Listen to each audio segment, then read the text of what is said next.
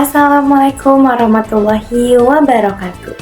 Wilujeng sonten pamirsa, patepang deui sareng simkuring Keisha Ramadhani tina warta Sunda Kiwari.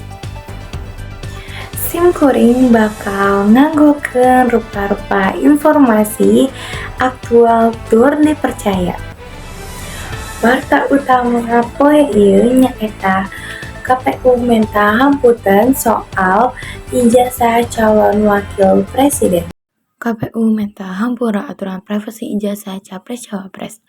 Komisi Pemilihan Umum KPU kungsi ngaluarkeun aturan ijazah calon presiden jeung calon wakil presiden bisa dirahasiakeun. Aturan ieu langsung ngabalukarkeun geger di tengah masyarakat. Sabab loba nu ngarasa yen dokumen pendidikan teh mangrupakeun bukti penting pikeun nunjukkeun integritas jeung kepercayaan calon pamimpin negara. Kritik di masyarakat jeung para ahli hukum datang lantaran transparansi dianggap kudu dijaga. Warta nu kadua nyaeta pria ngagedor mobil di Bogor lantaran masalah parkir di Surya Kencana. Di Jalan Surken, Kota Bogor, kejadian viral aya saurang lalaki anu ngamuk sarta nempak-nempak mobil lantaran masalah parkir.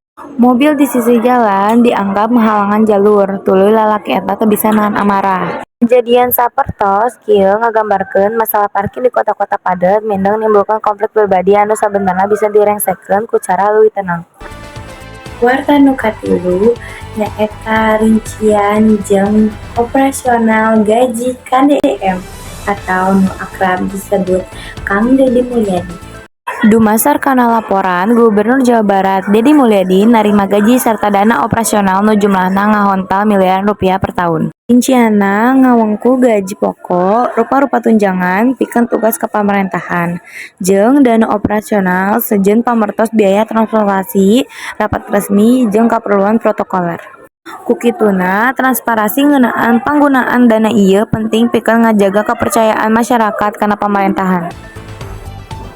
Warta nu kaopat, sakomplotan begal nyolong motor di Sawangan Depok. Di wewengkon Sawangan Depok, aya komplotan begal anu nyekel parang tajam tuluy ngalakukeun aksi merampas motor ti jalma anu keur ngaliwatan jalan. Korban teu bisa ngalawan lantaran kasienan ku pakarang, sarta motorna dibawa kabur ku palaku. Polisi geus turun tangan pikeun nyidik sarta ngudag komplotan eta. Kajadian ieu oge jadi pangeling-eling pikeun masyarakat supaya leuwih waspada lamun ngalakonan kagiatan peuting atawa di tempat nu sepi. Sareng nu terakhir, BPD setuju nonaktifkeun Kepala Desa Bojongkulur. Badan Permusyawaraan Desa BPD Bojongkulur di Kabupaten Bogor mutuskeun pikeun ngusulkeun nonaktifkeun Kepala Desa Firman Rinansyah.